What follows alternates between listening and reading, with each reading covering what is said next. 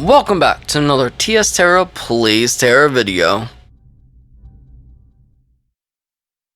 So in today's video, I want to go over changes that I think Tera console needs to make by the end of this year. Now, quite a few people have asked me to do this video. I think it was the beginning of this year in January, I released what Tera console needs changed in 2023. They've actually made a few of those changes, and now I want to release because people have been asking me, and I've been actually talking to quite a few people, is changes that Tera console needs to make by 2024. Now, I've written up this very extenuous document, had a lot of people help me with this. If you guys haven't noticed and haven't been, watching the, podcast series where I do interviews, some of the stuff is pulled from people that I've spoke to on there. Some stuff is just pulled from people that I've been speaking to in Discord. So within all that, this is just a bunch of information that I've put together that by the end of this video, I am going to send this document to the devs. I have no clue how helpful that will be. I want to do that and give them a chance to look at before I make this document public for other people to, read exactly. Now, what I mean by that is, of course, you could pause the video and read word for word what I typed out. I apologize if I've been grammar errors and spelling errors. I'm not the best with that, but I'm better with speaking, and I'll be able to speak exactly what I want. And so, yeah, this is just going to be a lot of information because Tera console devs, if you are watching this, players, if you're watching this, I'm gonna be honest, this game could be amazing. I say it a lot. This game could be great. It just needs the love, the support, and the dedication. And you guys have the support of enough players to make it great. You just have to put the work in. And unfortunately, every month that goes by that you don't put the right work in, you lose people, and you're losing people constantly. So I think this is a good outline. I really do. I've spoke to a lot of people, I've gotten a lot of feedback, and now I want to share it with this community. By the way, speaking about this community, I am so thankful for how much my YouTube and Twitch have grown over the last year that I want to open up a public Discord server that is going to be called the Corgi Club. This is just, it's not Tera related, it's Tera involved though. And the link will be in the description, so go ahead, go to that link, join the server if you'd like. Right now it's just going to be a public server that anyone can join. My friends, fans, whoever wants to join, you can have a closer connection with me. I plan to be posting, of course, there will be notifications of when I go live on Twitch. I'll post my videos there as well. I know I post them in other servers, but every video will get posted there, and if it's more tailored to something specific, I'll obviously tailor it to the channel. Menma stuff will get posted, Menma, Valkytech, console. If I do anything with music, I am actually huge into the music scene as far as a recording engineer, live musician, and all this sort of stuff, along with DJing. That if I do something cool in that, I'll make a short clip and post it there for y'all to view if you want. So it's kind of a multi-server. Right now it's just a free public server. Anyone could join. Maybe down the road we'll do subscriptions. I don't know. Subscriptions would offer you guys even more pluses. But once you join it and you see everything you see right now will always be free. There will never be an extra charge for what is currently involved, because that's just, like I said, down the road, if I see it's going well, we might open up some more special features. That being like, maybe I'll do a live concert. Possibly. We'll see.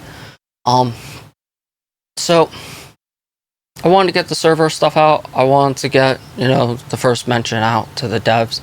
Hoping that, like I said, I will send this document to them for the fact that I want to speak to them more. I am messaging them. It feels like they're reading my messages. It feels like they're reading our community messages. It just doesn't feel like they're responding that much anymore. I don't know if you guys have been hearing from them. I have not.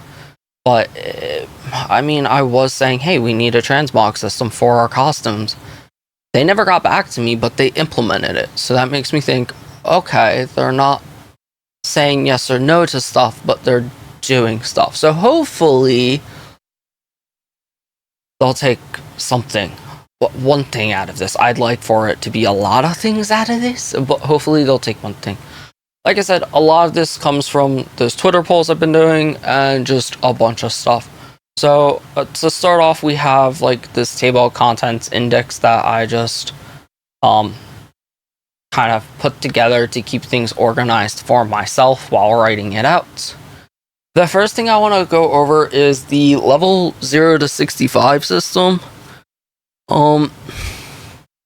This is complicated because the story's been so changed and destroyed that I feel like they should either just rework this system completely or get rid of it. And, you know, one thing that I've noticed and seen with my friends and other people is people struggle to get to 65, and then they don't do it, then they quit. That's loss of money, that's loss of players, that's just a general loss. Over what? I'd be curious to see the actual count that they sell of level 65 scrolls. I don't think anyone new actually buys those. I think it's, you know, players who get a character to 65, don't want to deal with the grind, want to try another class, so they buy it, not realizing that if they just wait a month, they'll probably get a free one from some maintenance reward, whatever, and then they probably don't ever buy one again once they realize that you guys give out so many free ones. I've never bought a level 65 scroll. I've known maybe 3-4 people who have, just because they didn't feel like leveling a character. And even when people do want to level a character for rewards, they usually choose Reaper because it starts them out at 55 or some shit, and 10 levels, not a big deal. So I think this system's kind of bad, even though, yes, these starting levels kind of go over your glyphs and skills. Not a lot of people read it. I've talked to people about that. They're like, oh, I met this friend who just hit 65 and they don't know about their glyphs and they don't know about their crystals. And it makes me wonder, like, what they do in the tutorial steps, like the first level steps. It stops you from playing the game to look at that stuff, but you don't actually read it. Some people do, some people don't. So I feel like this whole system could be reworked. And what I propose is, my first proposal is that players will play through the starting tutorial, no change, but when they finish it, they become level 15. That's basically what it already is. You start out the game, you talk to Anna, you do that collecting the wood stuff, you fight the first boss, 2 bosses, whatever it is, and then you get to level 14. Just put them at 15 for keeping the math of my proposal simple. From level 15 to 65, players will have to do a series of trial dungeons. If you guys don't remember, about a year or 2 ago, they actually brought this system out. It was a set of trials. But it was different. It was, I think you had to go in... Ideally, they wanted 5 people, but you could go in with 2 people, and a lot of people just got their 65 friends to kill the bosses. They collected the Vanguard, and then they just, you know, just don't allow that necessarily, but allow a system where, you know, you do these series of trials. I have written, 5 trials, and each trial gets you 10 levels. And it's after 5 clears, you gain the 10 levels. So basically, you have to complete trial 1 5 times, trial 2 5 times, so forth and so forth. And they've already done this system, right? Like, it's the idea of that, like, when you complete a trial, you get a token, you can buy the next gear. This has already been in the game. It's just re-implementing it so it's only trials. Now, I'm not saying completely cut the story mode out. I know a lot of people enjoy the feats. Some people want their feats for their laurels, whatever. You can keep it all in. But I think implementing this system the way I suggest it, going further detail, will help the community understand what the level 65 endgame should be. Because, I'm sorry, when you run through Bastion of Luck, when you run through Sinistral Manor, Silurian Sky Garden, those dungeons are nothing like our 65 dungeons. Maybe a little like Ravenous Gorge, and not even. None of these dungeons really have that amount of mobs, first off, which is fine. I'm not saying add mobs, no. What I'm saying is that the style of dungeon is more of a dungeon crawler when you start the game, versus when you get to 65, it becomes just boss fighting. So the style changes a bit. You definitely play your class different when you're fighting a bunch of mobs versus fighting a boss. And that's why I think this trial system would be better. Especially because the old trial system actually explained what dodging mechanics meant. You know, here's a red zone, don't stand here. I think that was more helpful to players back then, to new players, than what we currently have. Because I've seen a lot of people get to 65 and they're like, whoa, what is going on here? I have to do certain things in the dungeon. And it's just not well explained that I think the trial system did explain and could explain better. The next struggle for these people who are trying to level at least their first character is, hey, I get the Bastion of Luck and I'm sitting here all by myself. There's no one to run with. Unfortunately, the community is pretty small, and even smaller for new players, that they just sit at a dungeon and they don't want to solo it because it's their first time. And they shouldn't have to. As well as it just starts becoming, especially when you get through to the next dungeon, let's say one of your friends that you were working with drops. Well, now it's like, we're down a person, can we still go on? They go on. But then that person's left behind, and it starts getting very complicated, and eventually someone or groupings of people get to a point where they're all stuck. And it's not like you can necessarily go back and help them, because the game prevents you from getting as much XP. I want to obliterate that system with this trial system. That being that the trials should be 3-man dungeons, exactly like Ravenous Gorge. 1, 2, 3 bosses, whatever you guys choose, you think is best for the trial, gives the best XP to match out that after 5 clears they get 10 levels, or you know what, fine, do 3 clears, do 10 clears, whatever you want to do to get them 10 levels. But once they clear that system, they get the levels for the next trial. They also get the gear, the crystals, whatever. Explain all that stuff in the game for the next system. And then, to bring it further, add crystals. And what I mean by crystals is, when you guys get the Ravenous Gorge 3rd boss, you know that you can break a crystal for a DPS, a tank, or a healer. Sure, these AIs are kinda dog shit. Not gonna lie, the AIs are really bad and could be made better, and have been made better by several different people. Is make these AIs actually do their job respectfully. Make it so a healer AI actually heals the team, actually regresses the boss if need be, actually, you know, like the tank holds the aggro, doesn't lose it, does the debuffing, and does the job. The DPS class, make it do average DPS for that level.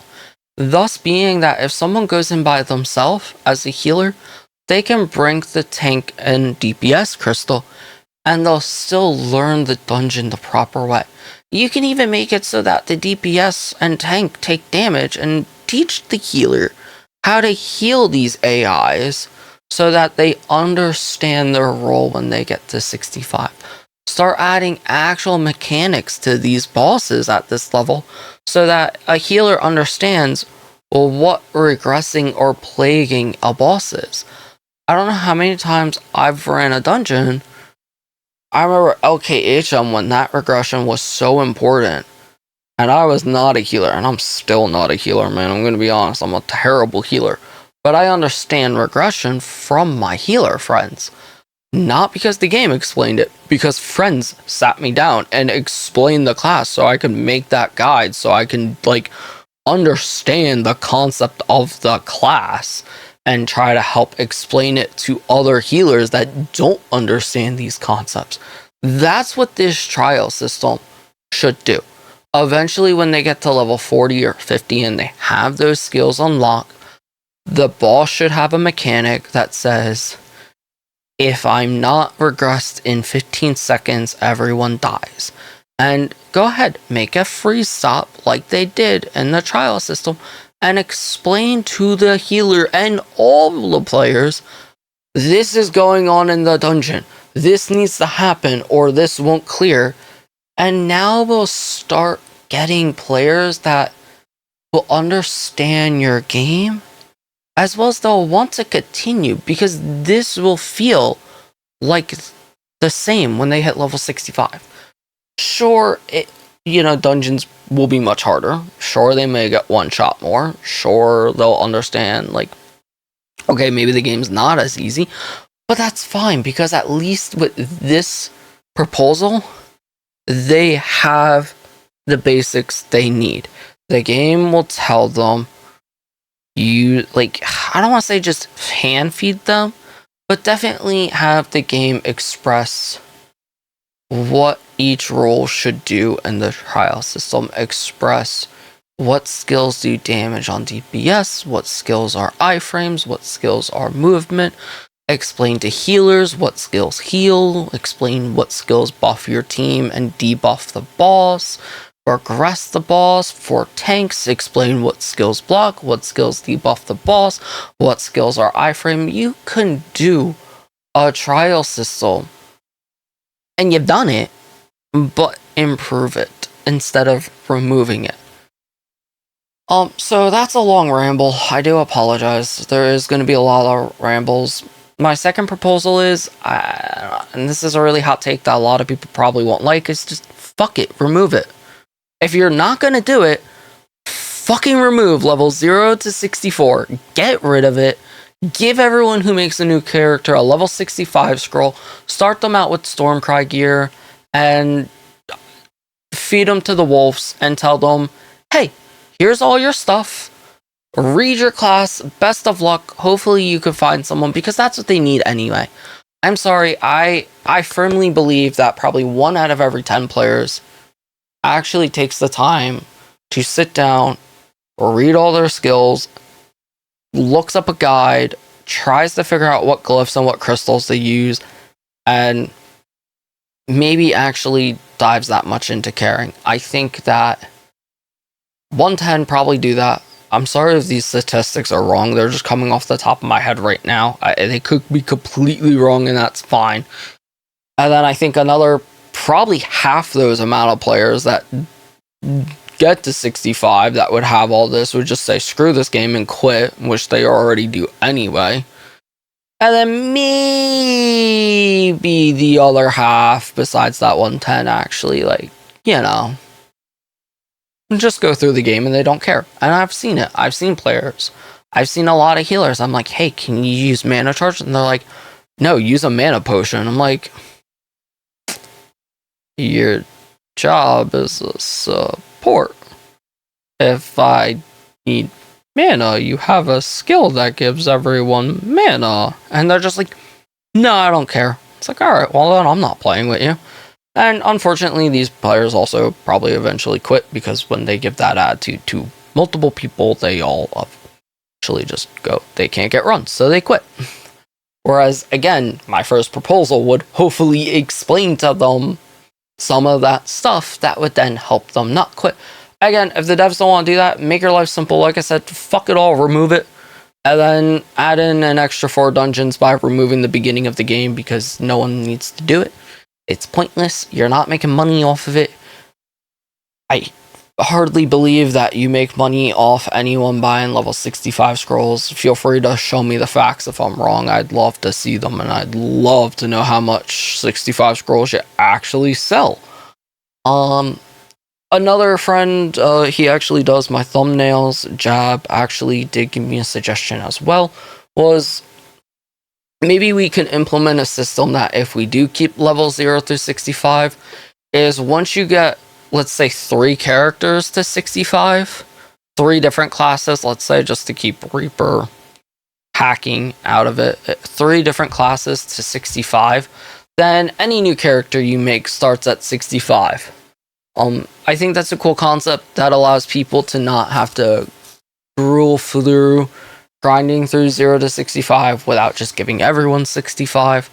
Because once you get one character, let's say you want to try Gunner, now you gotta go through the same grill of getting it from 0 to 65. And again, I really don't know how much you guys make off 65 scrolls. I don't think it's that much. That I think one of these systems would keep players in the game longer that are willing to spend money on other things in the game, like Elite for perfect instance. Think about it this way. Someone quits, they don't even buy a 65 scroll, they're out. Someone starts at level 65, they buy Elite for 3 months. You've made more money because you've kept the player for longer. That's my thought processing. Alright, again, lots of rambling. Be patient. You can skip through with the chapters if you want to see specific stuff. Next is the gear system rework.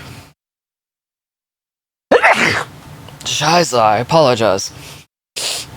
The gear system rework is something that I've been thinking that this game needs a lot, and it's something for everyone, and a concept of maybe bringing some of the old players back into the game. I've sat down with my friends Sarah, Volley, and Shauna and worked some of these concepts out. Because they all love the game. I know they watch these videos occasionally, they come and keep up with the game, and they've always said that they feel like there's nothing to grind for, and just a new dungeon reskin from PC isn't enough to make them care to want to come back to the game.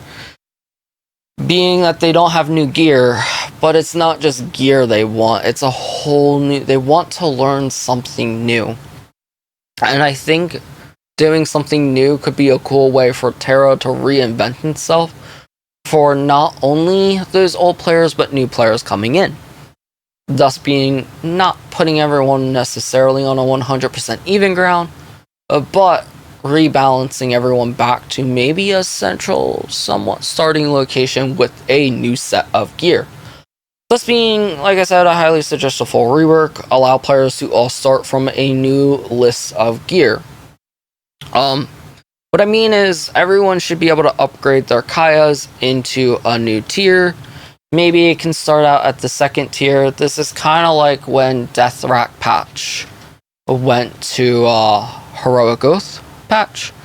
And basically, like, make a system like that we now have maybe like 4 or 5 sets of gear to go through. And within this new gear, a new system. Being examples would be players can get to level 70, skill advancements, do not copy PCs. Please make your own if you do skill advancement. I cannot stress that enough. The EP system, more awakening skills, or just changing glyphs. Personally, I think all of this would be an amazing new system for new players to learn, because they just start. So let's say I keep things simple and let's say tiers. We got new gear tier 1, 2, 3, 4. Kayas can upgrade to, let's say, tier 2, where new people and new characters under Kayas, if you have Heroic Oath, let's say you get tier 1. If your Heroic Oath is +9, maybe you get it to Kayas so that you skip into tier 2. And slowly convert players into this new gearing system without making it seem like, haha, you've done all this for the last year, so screw you, everyone. Give and take a little. But allowing us to grind to level 70, giving us skill advancements, an EP system, changing what skills maybe do more damage than others, or changing, how skills interact with other skills. Awaken skills. I know Gameforge and everyone was working on a Awakening 2 or 3 system. I've seen Archer with it. Maybe you guys can just show some examples of maybe this stuff if you're working on it. Give us something, because I think not seeing this stuff in action is really daunting to a lot of players. It's daunting to me. And just in general, if all of this stuff gets implemented, it'll excite players to come back to the game, be ready for this big grind patch. I would love to see a new system to change how the game plays. So that's a huge thing, especially skill advancements could really change the game. Again, I can't stress do not copy PCs without making other major changes. Because I'm going to just say Warrior right now, if we have PCs, I know PC has a skill advancement where you get 8% damage to the whole team, while in DG, Warrior with Endless DG is just going to give 8% damage to everyone on the team. It will be a mess.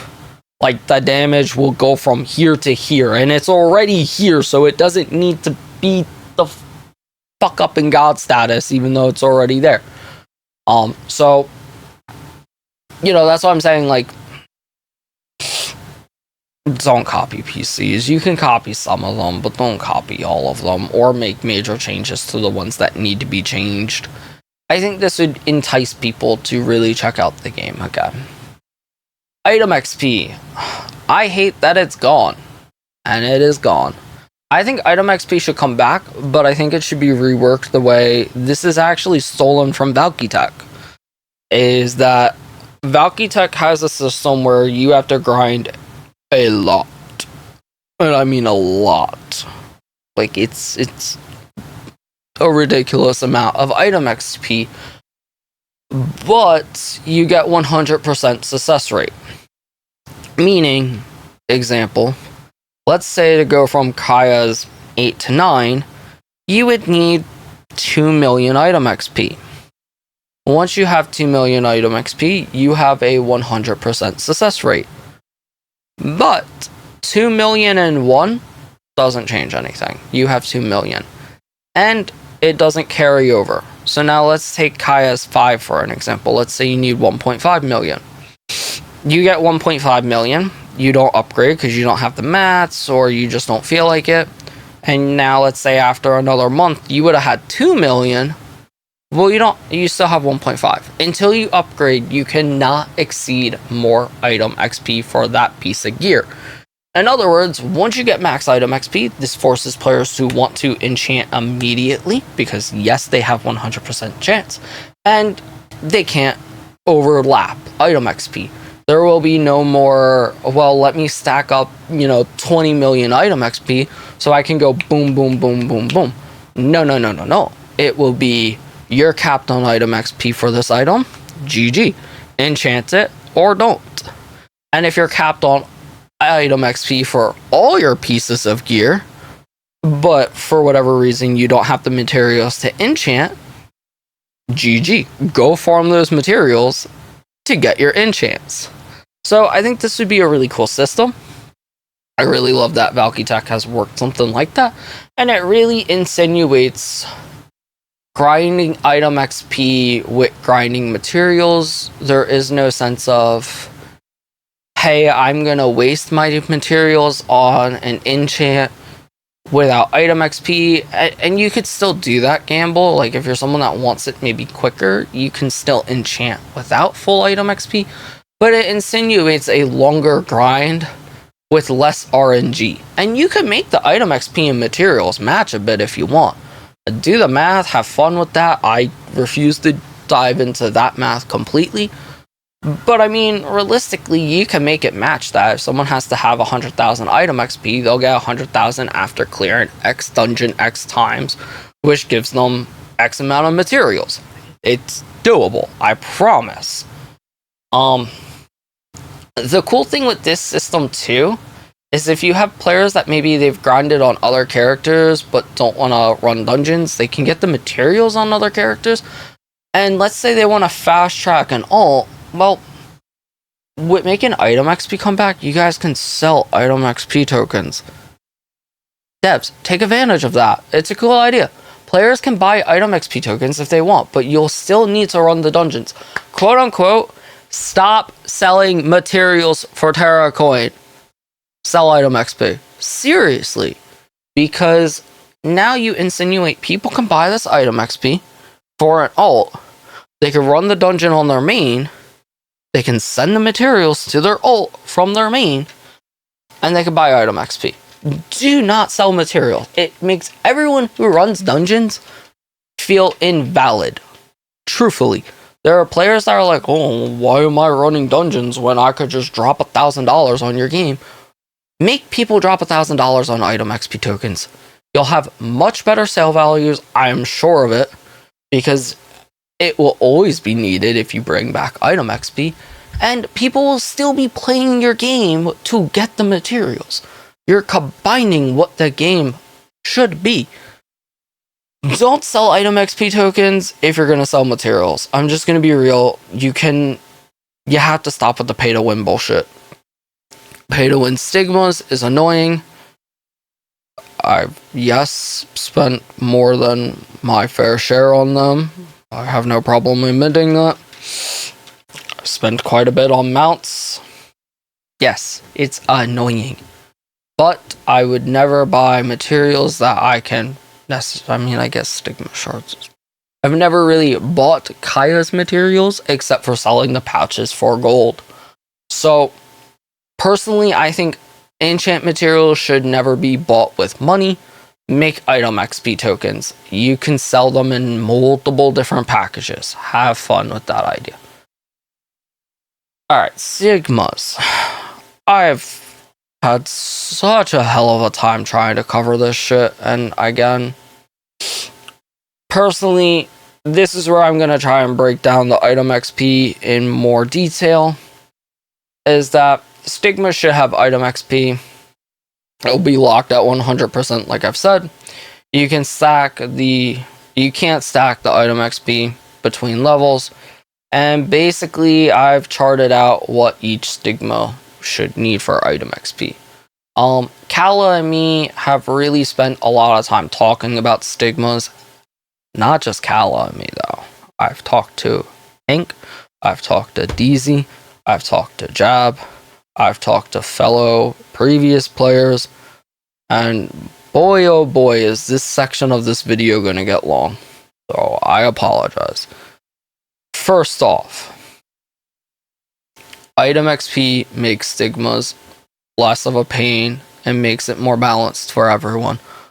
The whole concept is to try and put people on more of an equal playing field, therefore you can balance your classes and dungeons better personally. Thus, being, yes, it's still skill based, we're trying to get rid of the RNG base, but still make it so you developers can make money off the game by player retention, wanting to spend money on things like item XP tokens versus RNG. If you do it right, you'll make more money. Trust me. Within that, green stigmas, 1,000 per level. Blue stigmas, 10,000 item XP per level. Yellows, 100,000 per level. What this means is when you get yellow 3 to 4, you'll need 400k item XP. You get a 100% success rate. You'll still need to grind out 25,000 stigma shards. It's just a fact of, I finally grind out 25,000 stigma shards. I'm gonna wait till I have 100% success rate. So therefore, I do not feel like I am wasting my life and resources on something that's just going to fail. Now, you can still keep all the stuff in the store to work with this, because people may want to gamble and fast track without the item XP. That's fine. You're gonna have people that will be, oh, I want a quick 4 to 5. I'm at 0% or 20% without item XP. Let me just pop it. It's happened. I've had it happen. I've one-shot it before. It's rare, but it can happen. But this allows other players forward progress, forward momentum, and I feel Tera console has, dare I say, no forward progress in anything actually at all right now. It's all a gamble. It's like playing blackjack and hoping that you hit 21 constantly. Sure, there's a little forward progress, but it's very little. So that's the big thing. I did not really type out my Stigma reworking because I've talked to so many people, and the last poll I did got a few votes that people think we should nerf CDRs. Personally, again, when I spoke to Kala, we both kind of agreed that attack and defense stigmas need a buff. Before we go any further, and the poll agreed with that too, is that attack and defense stigmas are kind of dog shit.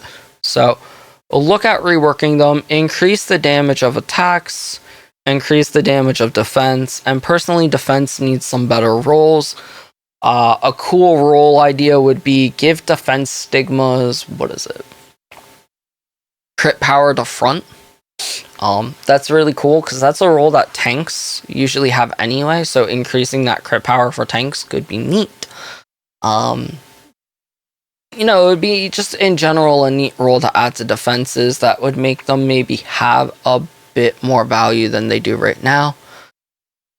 CDR builds do need to be reworked. We'll go over that with the class balancing stuff, because overall,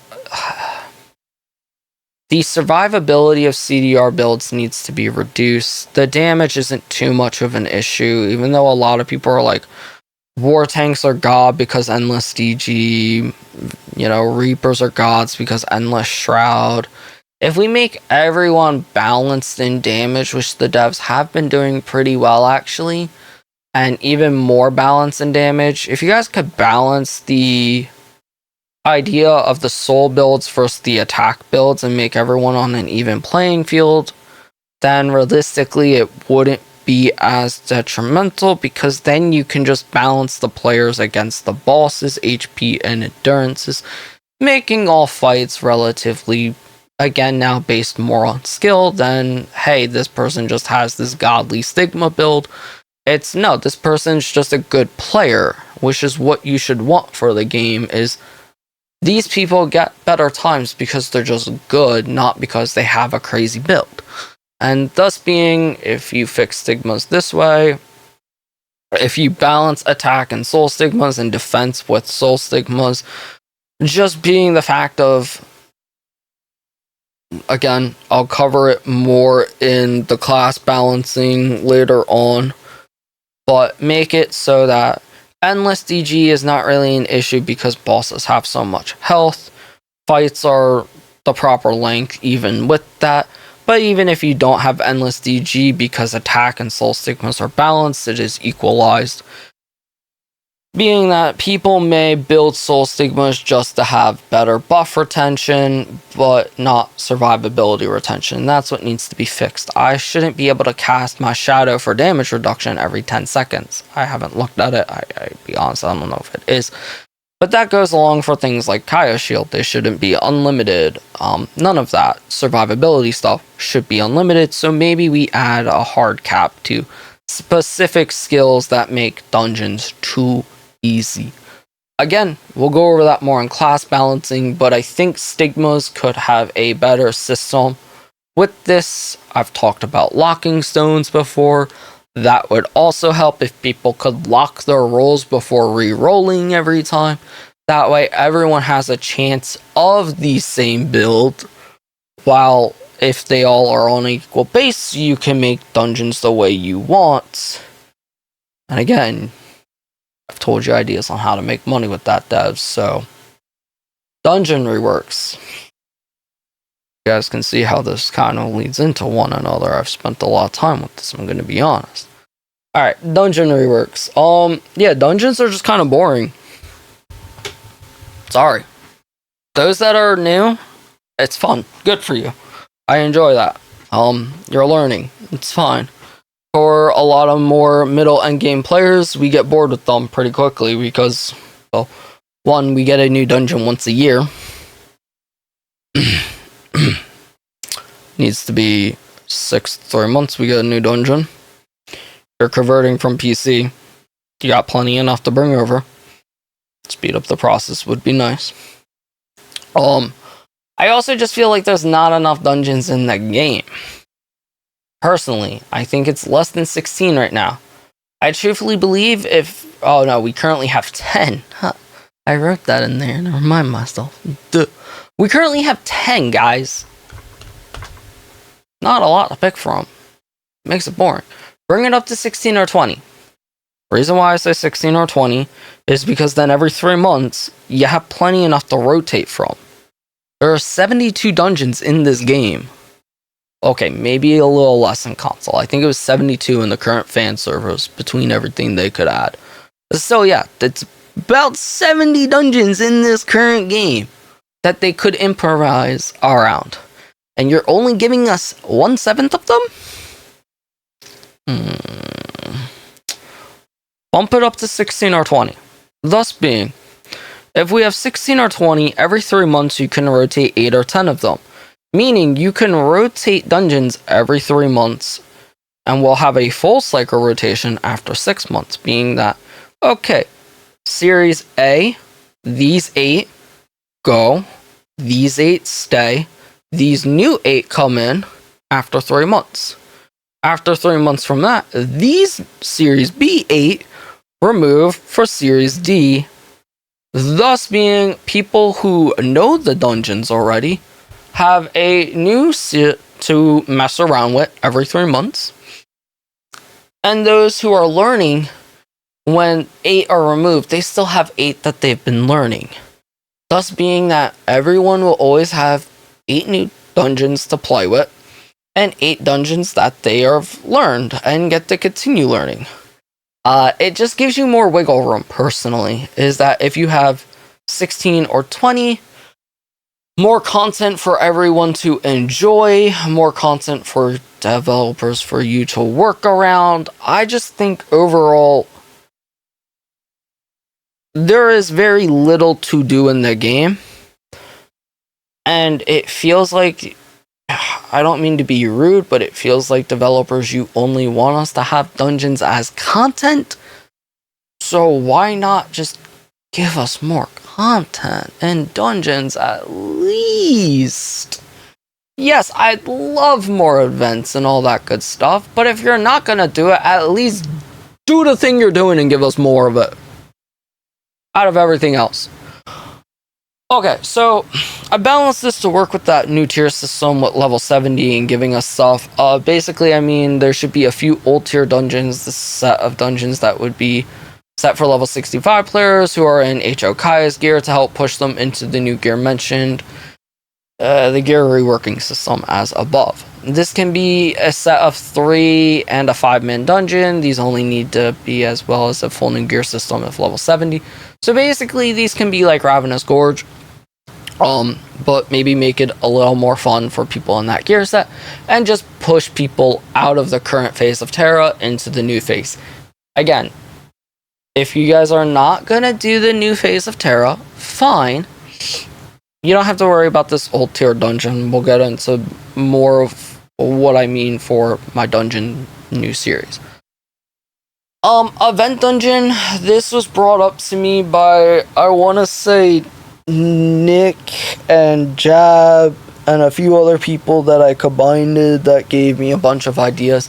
Is an event equalized gear instance matchmaking dungeon. This should be a dungeon that's already in the game, but an additional series of. So this dungeon is meant to be considered a mid-tier dungeon. We'll get into what I mean by mid-tier a little bit later, and it'll be a double of a current dungeon. Example, let's say Ruinous Manor normal mode is considered a mid-tier dungeon because it currently is. And let's say you'll have 2 variants of it. You can do an instance matchmaking, equalized gear variant, and a normal variant. This would force the community to come together to clear the instance match version and make it so that they share the same mechs, share the same HP, share the same play, but do not share the same instance counter, basically. In other words, what I mean is I can go into RM normal mode with a group of friends and clear it for the normal rewards. And then once that's done, I can still do the instance match variant and make it so that people can only solo instance match this dungeon.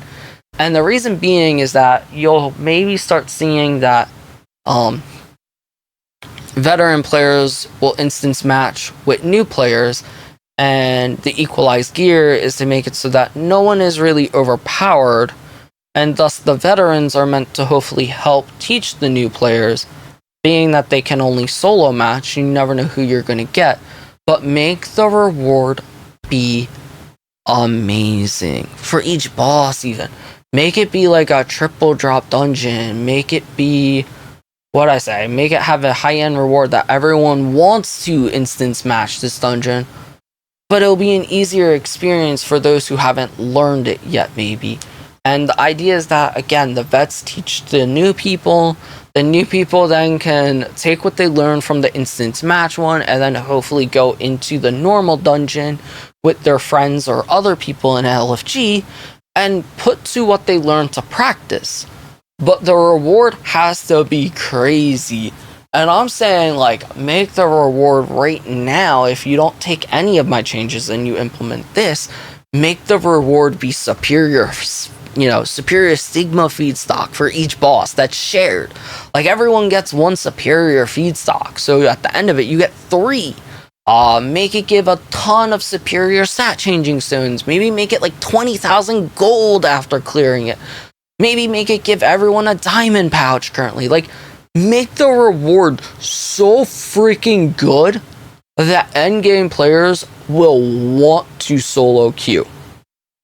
Because then, not only are endgame players going to solo queue it, they may just be willing to help out someone who doesn't understand the mechs. Because then they have to teach those people because they want to clear it. Now, of course, yes, you are going to get people that are going to be like, fuck this, and leave, and not help. Then they don't care that they get penalized, whatever, but then they don't get the good reward. And if you make the reward good enough, you may entice them to teach. So, that idea was kind of spit off to me from, I believe, Nick and Jab. Huge shout out to them. Those that don't know, Nick is No More Back Pain, Jab is Brightling, Mitling, Reapling are his 3 mains. For those that are like, who are these people? Or you're saying they are people that are in the game quite a bit. You've probably seen their names around or seen me in LFGs with them. So, this is a cool concept that I think should be implemented. 3-man dungeons are a really cool concept that, again, this is kind of pulled from Valky Tech, that maybe have more of these. So with the idea of having multiple tiers and having 20 dungeons, maybe in mid, low, high, and top, which would be the 4. Lows would be the easiest, mids, highs, and tops would be leaderboard. Maybe for the 3, low, mid, high, maybe even top if you want, make a 3-man dungeon in each that it equals the same difficulty as the low, mid, and high, but it allows players to not necessarily need 5 people to do it, and it gives out the same rewards. Or maybe this is the easier variant of those that gives out the less rewards, whereas people who are trying to casually play the game can still do a difficult dungeon, but more casually, and earn rewards at a slower rate than people who are trying to, end game and speed run and get the best of the best, the fastest. This would kind of balance that maybe. But again, the hardest 3-man dungeon should still have white mechs, DPS checks. You can still make a 3-man dungeon hard, but doable for all players that want a more relaxing experienced version of Tera. So now we get into the tiers, and as I've said, I do want there to be multiple tiers: low, mid, high, and tops. Being tops would be leaderboards, low, mid, high would be what you kind of grind to get to tops. Again, this is really pulled from Valky Tech, as that's kind of the setup Valky Tech has, and I really do like it, and I think it works out pretty well in the fact of, players who want to run lows, it's more specified than item levels. Not that item level, it's just a different way of me being able to explain it versus voice. So the lowest dungeons would be whatever the lowest gear is. Anyone should be able to clear these. These dungeons would be related to today's current 448 item level. But with the new system apply being the new gear system that I said earlier, these dungeons need to get the next set of gear. It would be there, there should be 4 of these dungeons. One of them could be super easy that everyone can be the 3-man experience I just explained, with less loot but a very fast fight. The other 3 or 4 dungeons, if there's 4 or 5, would be an average fighting time for groups, and this item, or it would just be decent more loot. So again, total number of dungeons would be 4 or 5. Now, this is going to be the format for all of these. Basically, is that the idea that you have 3 dungeons, 3 or 4 dungeons that are at the more higher end of low tier. And what I mean is that maybe these dungeons have, for people of that gear, they're, a bit trickier and they have to learn the mechs a bit, but they'll be very rewarding.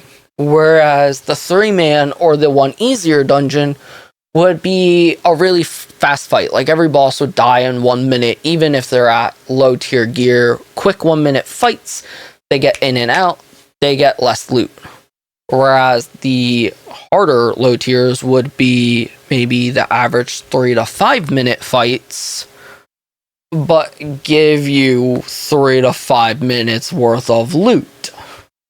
This format follows the same for mids and highs, for the fact of that the mid-level dungeons should be related to today's 455s, follow the same formula I just said. High-tier dungeons would be related to today's 460s, again, following that same system. And then top dungeons would be related to today's 465, 470s. These would be the hardest of the hardest. Their leaderboards. This way, honestly, I think there should be 3 of these at minimum, maybe 4, and you can divvy it out. And, you don't have to do a 3-man. The reason I say 3 or 4 is maybe the 4th one isn't a leaderboard. Maybe it's a casual top dungeon for people to grind loot. And it would still be not a leaderboard dungeon, but be a dungeon that, is, again, for that gear score, 1 to 3 minute fights. Whereas, the hard ones that give a extenuous amount of loot should be 5 to 10 minute boss fights. Again, that's kind of just the formula throughout all of this, is that it would work with the new tier of gear. A new dungeon should be released every 6 months of the hardest of the hard. I really hated that Gossamer's Vault was released at a 460 and they didn't decide to make it a 470 and just replaced both Bahar and Cursed AA with a new Gossamer's Vault Hard 470 variant and took away the gold reses. And honestly, it would almost be as challenging as a 470 without gold reses. But that's enough rambling about those because I want to get into raids. And I think this gets my idea of what I think dungeons should be. We're close to this. It's just that I think it should be reworked to be even more reliable, and having one easy variant of each dungeon for those to grind for loot, I think would be just beneficial for everyone. And then having the harder variants could be harder for those that want the harder dungeon. And again, this just drives forward more that low, mid, high, tops for 8, 12, 16.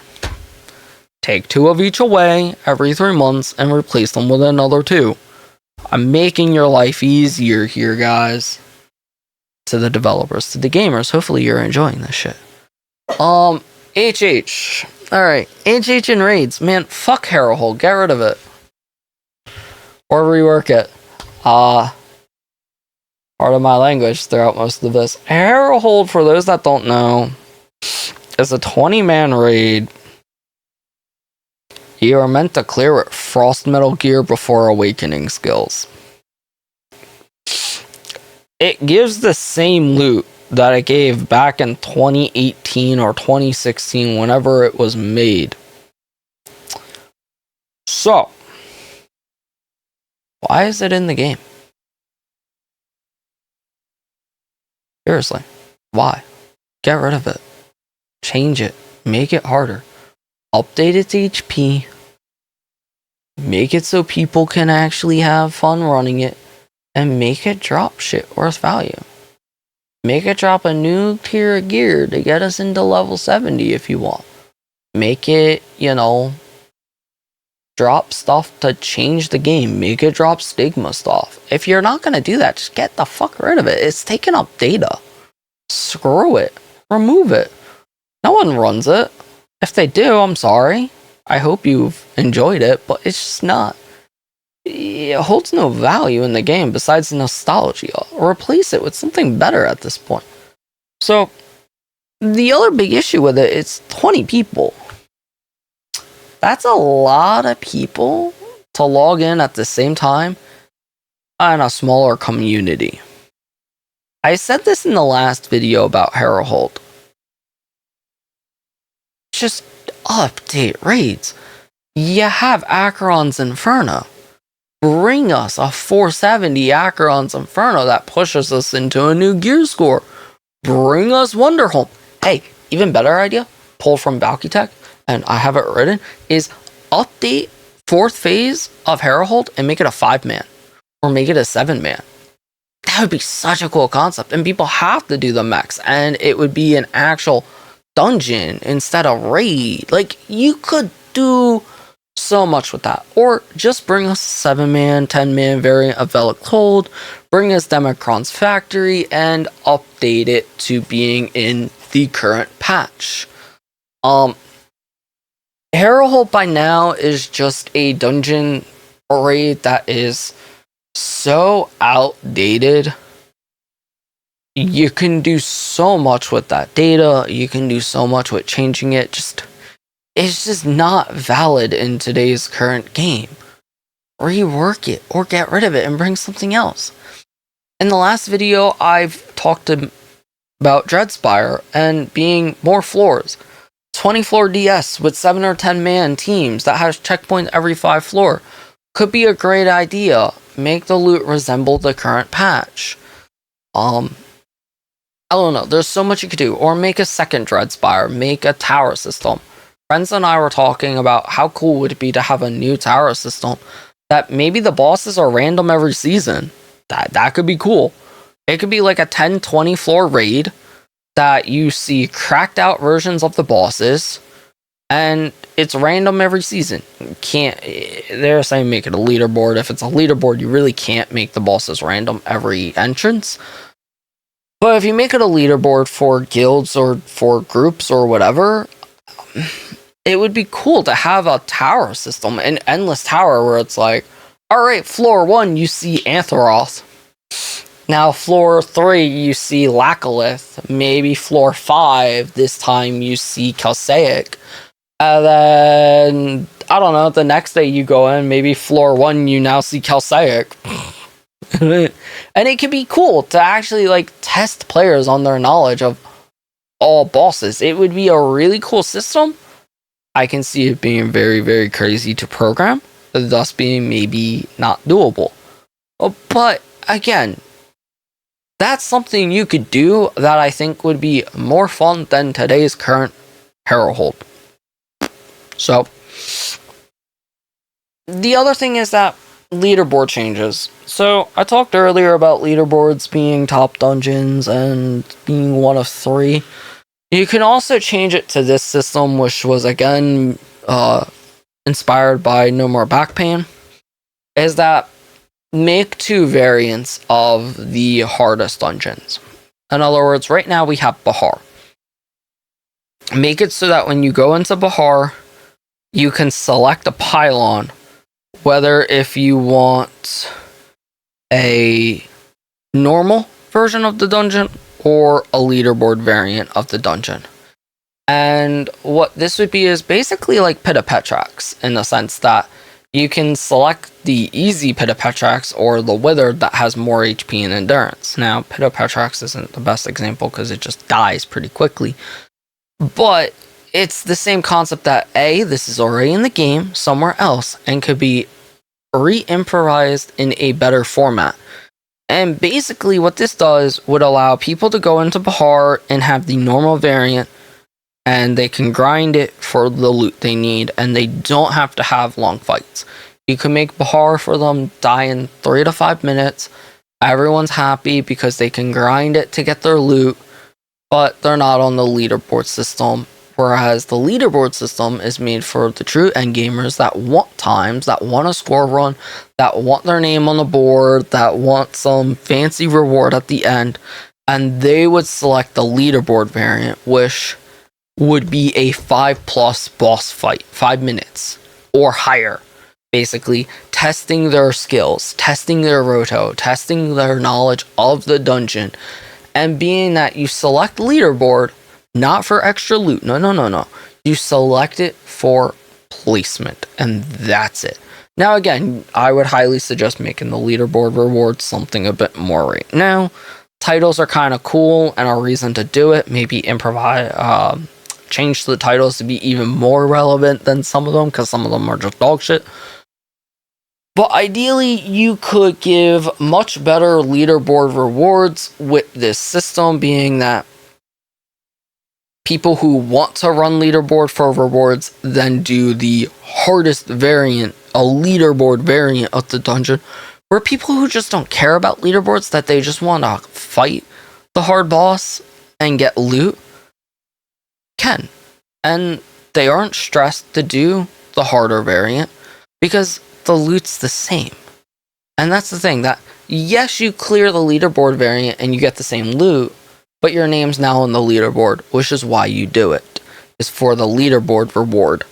And then it takes away from those who are like, oh man, I can't get the leaderboard though, I can't get that static team. Well, they don't have to go in and hit that button. They don't have to go in and do that. Kind of like Rampaging RK9 was, but again, yes, the loot was better for anyone who did the leaderboard variant. But take that aspect away, and then there is no more this, oh, well, speedrunning groups, blah, blah, blah. No, speedrunning groups do speedruns on harder variant dungeon boss fights for the leaderboard rewards, but everyone gets the same reward, whether if they clear the normal, the leaderboard variant. I think this would be a really cool concept. Again, it's already in the game somewhere else. I don't see it being that hard to implement to those specific leaderboard dungeons.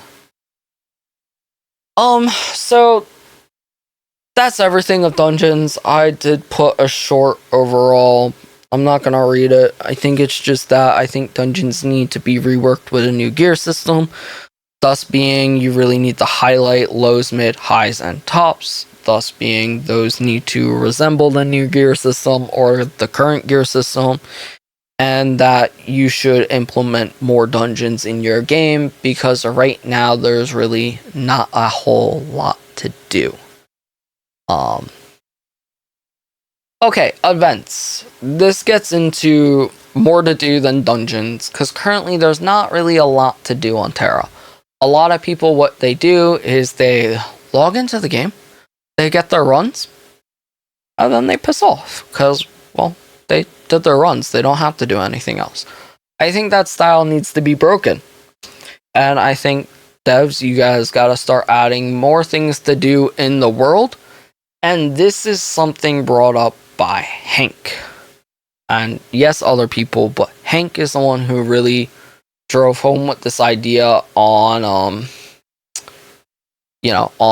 the podcast and the interview we did, is that there needs to be more things to do in the world of Arborea, because right now it's pretty plain. And sure, you can go explore, you can go gather, you could go fishing, but more group combat, more, not even, I shouldn't say groups, just more events, more things to do, a reason to go explore this fabulous world you guys have made. Because it is really pretty, it's just people don't have a reason to leave Highwatch. Give them a reason to freaking leave Highwatch already. And so I broke it down to like daily events and stuff to do. I think there should be a daily dungeon event. And this will have a double drops after completing multiple runs of that dungeon. You can get a guaranteed diamond. If it's already 1.5 drops, this specific dungeon that could be 3 times drops. And this dungeon would change every day. Another dungeon that can give 2 times or 3 times XP event. Basically, what I mean is do a daily dungeon. You know, pick a dungeon out of the random that it's like currently active in the game. Let's make that clear. Do not pick a dungeon like the battle pass that picks random dungeons that aren't even active. Stop that shit. Sorry, I haven't actually looked at the battle pass. If it has stopped that shit, good work. But if it hasn't, it's stupid. Easy program fixes, in my opinion. But daily dungeon events make it so people want to do a dungeon. In other words, RM normal modes in the game. Maybe today it's 2 times drop, or maybe today it's a guaranteed diamond if you clear it for the first time. And, you know, this could entice people to run more than just their Bahar set because, hey, this dungeon's guaranteed giving me a superior Stigma feed stock. Let's go run it real quick. It gives people more reason to stay on your game. Wish and N gives them more reason to spend money on your game, guys. Player retention's really important nowadays, and you're not holding it, so think about this. Alright, so yeah, just, you know, if you do the XP rework that I suggested, then you can just do a dungeon that gives 2 times XP. Players will do it. And then if you want to take it further, make it solo instance matchmaking if you want to try and get your endgame players to play with your new people. Daily solo dungeons. So this is something that was actually brought up by Tera Solo Gamer in our interview, that he would like to see more solo content. And there's no reason you can't do a solo dungeon. Pit of Petrax is kind of a lame variant, guys. It's kind of dumb. So implement that to other things. And it's a solo dungeon that can range from easy to hard. You can rotate it every 3 months. It grants materials at a much, much lower rate than the 3 and 5 mans. But again, it gives more content. You already have them. You have Celestial's Arena. You have Pit of Petrax. You have Arcanes of Echoes. You can rework these to give better loot to make people want to stay in the game. Alright, the Operation Defend. Defend Highwatch, Defend Velica, Defend Elementhia, Kyador, whatever. This is something that Hank and me and other people have talked about a lot, and this is something that I've seen that fan servers were trying to do. Please don't attack them, by the way. If anything, you guys should really consider working with them. I'm making that clear now because I don't want them to be upset that I've mentioned them. But, yeah. The operations is something that I've seen others do that I think could be really cool and that you guys should take advantage of. And this is that once a day or throughout a couple days of the week, these places in Arborea will be attacked for X amount of time. And players will have to band together to push back the enemies. And those who take a part of this event get rewards that could be exchanged for, I don't know, Kaya's mats, Stigma feedstock, Stigma stat changing stones, 2.5 mounts, new costumes. Make new costumes. Seriously, players will go apeshit if you give them more fashion. I don't care about fashion, but I still know that your players love your fashion. Give them more. Make them drool for new costumes that they have to do this. Tier 5 etchings, maybe some item XP stuff. And basically the idea is that you're trying to force enemies away from these areas and defend them. And you can have a counter system. You can do all this stuff. You already have it in the game. Velica Defense has something similar to it. The Guardian Legion missions have it. And players who take part that play well maybe get a token, like more tokens, and, you know, make it so that these materials are worth grinding for. And they can even then get these materials for their alts, whatever. It's something that you can add that gives players more to do. The other thing is that's a really cool concept, and this is something that, again, Hank and I and other people spoke of, and them stealing for you from Warframe, is give a penalty system. Warframe has a mission that spawns every 6 months, or 3 months, whatever it is, that if you don't fight back, you lose relays, which means people can't go to that relay, which means they can't speak to their syndicates, get weapons, they can't use the trade system there, they can't do a lot of really cool things on the relay. Think how important Highwatch is. Now let's say Highwatch is destroyed and no one can go there, no one can use the trade broker, no one can buy things from the merchants in Highwatch. Can't use Pitapetrex anymore if Highwatch is down for a week. You can do some really cool stuff with defending areas. You can also do something special for Highwatch and then something for the other places. And you can even do it so that it attacks our trade system. Defend this area or lose trade broker money. In other words, like, everyone's trade taxes, with or without Elite, get tripled by 10. Guarantee you people are going to go defend that shit. I would defend that shit. I don't want trade taxes going up. You could implement something like that. It's really important to do this. And if it's a long enough time span over so many days, players will have the chance to log on and do it.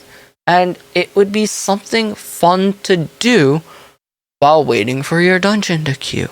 Or while waiting for your LFG to fill. You guys need more events like that. You need to start filling the world with things for players to do. This leads me to the open world map boss. Open world map boss.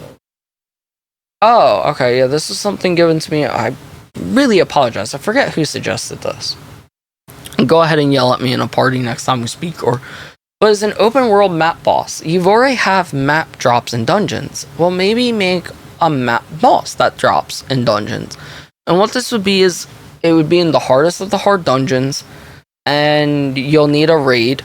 In other words, you'll need a raid to maybe fight the boss. And what it is that you complete Bahar, you get this map. And this map will bring you to a location just like Natural's treasure chest. But instead, you're fighting a boss. And everyone who takes part in the group, or preferably raid, if you make the boss cool enough and fun enough or hard enough, you can only use bosses that you have in the game. Imagine Lackalith coming down from the skies, or Chandra Manaya roaring down from the skies, and a raid of 10 people needs a killer because they summoned her with this map that will reward everyone in the group with 2,000 Stigma shards. Again, another event can be simply implemented, giving players not only a reason to run endgame dungeon, a reason to do something after running the dungeon. You need more world events. I've given you a few. Please take one of them. Please take all of them. I don't know. I think quite a few of these things would be a lot of fun for everyone to do. Holiday monthly events. Alright, this is something that I really think you guys should add, is more monthly events. You had a lot and now you have like none. You can put these events on replay, but if you do, please change some of the rewards. Again, aka costumes. You give the same costumes every year. People kind of, get bored. So, the first thing is, we used to have a summer crab event where people can go hunt down crabs and get rewards. Where'd that go? Why'd we stop that? Sure, it was getting old, but it was getting old because you guys didn't update its loot pool. You know, this could be some really cool way to get more Stigma shards. Even if every crab you punch has a chance of dropping 100 Stigma shards, I'd be out there hunting the crabs in the summer. So it's events like that. A crab event, open world boss event would be really cool to see come back. The Halloween event with a dungeon. You guys used to bring Manglemire out with the Halloween event, and Manglemire used to be a great source of diamonds. Why did we stop that? The Lunar event, you guys still do that. Make it have more relevance. The anniversary event with Demon's Wheel. You know, Win Tera event. You guys, some of these aren't gone, but you don't change anything. Like the Halloween event. Sure, the Gordos are great. The Santa Clauses in Win Tera are great, but their loot pools are kind of dated. So if you update the loot pools every year to be more relevant, maybe they start dropping Ecto, maybe they drop gold, maybe they drop gems. You know, rupiers are great, don't get me wrong, but you can update these events, and I think there should be 4 to 6 holiday events. That way, every other month or every 2 months, you guys have an event for players that want to come do. And it feels like the team's been slacking on these events where it's like, oh yeah, here's Rootstock. No one cares. Oh, here's that one event you currently have where we talked to Renamai that it's the whatever, the holy event or whatever, that like it's the end summer event. Like, not a lot of people, at least not a lot of the end game players who have done it thousands of times, they don't care. You don't really get much from it, and sure, there's a costume in it, but it's the same costume from what I understand every year. Change the costumes, change the rewards, add a little something to it, and then you might start seeing more use out of these events. So that's that. PvP rework. Alright. This is all DZ. The man, the myth, the legend, the goat, the DZ. I know nothing about PvP. I'm going to be honest. I've done it maybe a total of 5 times. I've done some duels. I've had a few friends try to teach me some shit, and yeah, I don't know shit, but I know PvP sucks. And the reason it sucks is because there's no reason to do it. So, sorry, I'm being fat. PvP changes. Bring the PvP only gear over from PC. Yeah, you need to let people have PvP gear to PvP at this point. It gives a reason to do PvP. It gives them something to grind. It gives something to grind. And PvP players something to grind, like I said, outside of PvE. Along with releasing new PvP materials to upgrade and enchant the PvP gear, change PvP rewards to entice PvE players to contribute. You've done that recently, but not that well. I think after so many rounds, I can earn a dino. Great. Cool. Fantastic. Maybe make it a 2.5 mount. I'd consider PvP. PV, yeah. Make it some Stigma feedstock. We've already done stat change stones, but yeah. If you make PvP entice the PvEers, then you'll have a better time, and you make PvP gear that people can grind, well, now you've opened up your PvP world to interesting experiences. But they need a lot of balancing and rework, so DZ has kindly taken the time to do all of that for you. Seriously, you could probably copy and paste all of this stuff, and a lot of people would be happy. 2v2s and 3v3s should be only equalized gear, no stigmas. Stigmas break PvP and make no one want to do it. So, the rewards: the losing team, 3 emeralds, a white Stigma shard box, and PvP materials box. The winning team, 5 emeralds, 3 white Stigma shards, and the PvP material boxes. Now, what I mean by the PvP materials, the boxes, whatever, is whatever you choose that the PvP gear needs to enchant and upgrade into better tier, these PvP materials would be that reward for both sides. Maybe the winning team gets a bit more than the losing team. The emeralds, I think, is still decent. You might need to increase it a bit more now that diamonds are more relevant and dropping.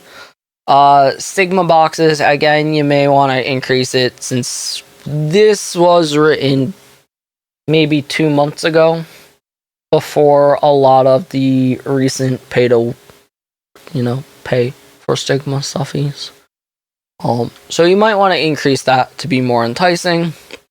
And this was also written before the PvP token change, where you could get the PvP PvP events essence that converts into Dino and stuff.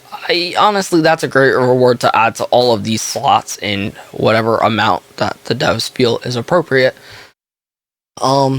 Yeah, so within that, when I list the rewards, keep that in mind that, add these things along with it. Great Wins Cannon, a max group queue of 2. So you can't queue with 5 people, only 2. PvP gear, equalized gear. Based off the PvP gear you guys add or the current Kaya's gear, no stigmas. Stigmas are not active. You've made it so the Shadowhunter brooch can't be active. So just make it so stigmas are not active. Rewards. Losing team, 5 emeralds, 3 green stigma boxes, PvP materials. Winning team gets a diamond, 3 green stigma boxes, PvP materials. Again, the tokens and whatnot, rewards can be adjusted to current time, meaning. Release the 7v7 Shorehold. This was a cool event that PC got that we haven't got. And again, shouldn't be that hard to bring it over. So, a max group queue of 7. This would be the leaderboard. This would be the drive for PvP players. This would be the Bahar of PvP in a way. This would be the PvP game mode for the PvP gods. PvP gear, yes. Stigmas, yes. Those entice players to actually want their PvP stigma rolls, attack, souls, or defense for PvP, all of that's great. Which, by the way, one thing DZ and I talked about, devs, this is the dev note. Players, close your ears. Devs, listen.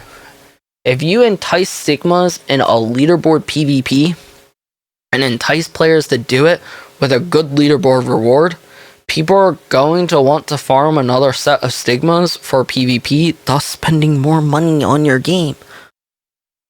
Got it? Make them want to build a PvP set of stigmas. Wink, wink.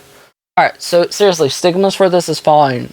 The rewards would be losing team gets 7 emeralds, 3 green stigma shard boxes, and PvP materials that are of value. The winning team would get 1 diamond, 1 blue stigma box, and PvP materials. The leaderboard reward would be titles, same rewards as PvE, diamonds, superior stat change stone. All of the above game modes should also reward with the new PvP token shop coin. Like I said, that's one thing that I mentioned at the start of this, that you guys added that since this was typed. Or since a lot of this was talked, I should say. I retyped a lot of this more recently. But within that, PvP could be really relevant, but it's not, because no one wants to do it because of stigmas, but the rewards aren't good enough for a lot of players to even try and grind better stigmas. So it's such a weird point that you have an opportunity for players to want to grind another set of stigmas for PvP, but there's no reason to, because there's no benefit of doing PvP. Whereas if you just add PvE enticing to PvP, then players might be willing to spend more money on your game for PvP stuff to get PvP up. And again, it's the same formula, just apply it. Also, update the Bellochrome shop. You guys recently did that. You would have to do it again if you add the PvP gear to it. You can add Kaya's materials at a very high price and add all the new PvP materials at a fair price, thus being, again, more reason for people to run PvP is to use the Bellochrome shop to get, their PvE gear and PvP gear up. Make a PvP brooch, a brooch for PvP only that can cleanse and has a 20-second cooldown. Basically, you could just attach this to like the Kaya's brooch system, maybe make a way to get through PvP instead, make like a PvP Vanguard, and make it a Kaya's dueling brooch or whatever.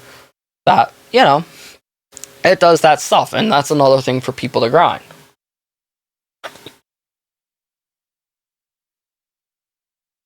Alright. Class balance. It's where we get into some more nitty-gritty stuff.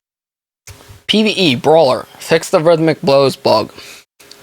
What I mean by this is brawlers can use rhythmic blows, and the cooldown timer is not adjusted correctly.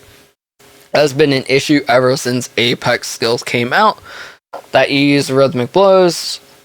The actual skill timer says it's available, but it's still on cooldown.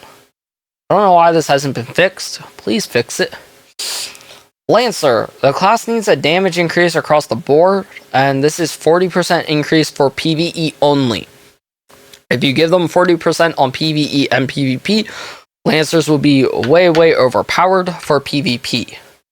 But they need a 40% increase, roughly, for PvE. Debilitate. Why is it still one hit gives one stack? PC had it way long before Kaya's, if I recall, that Lancer would hit Debilitate once and it would apply all 3 stacks. No other tank has to hit a skill multiple times to imply the endurance debuff.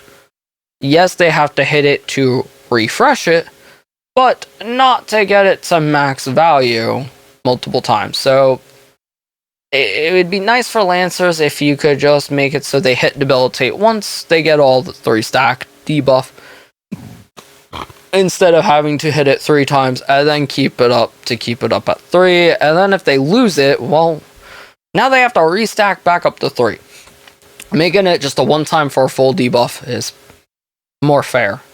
Hold the line should be 5 stacks instead of 10, but still has the 10 buff.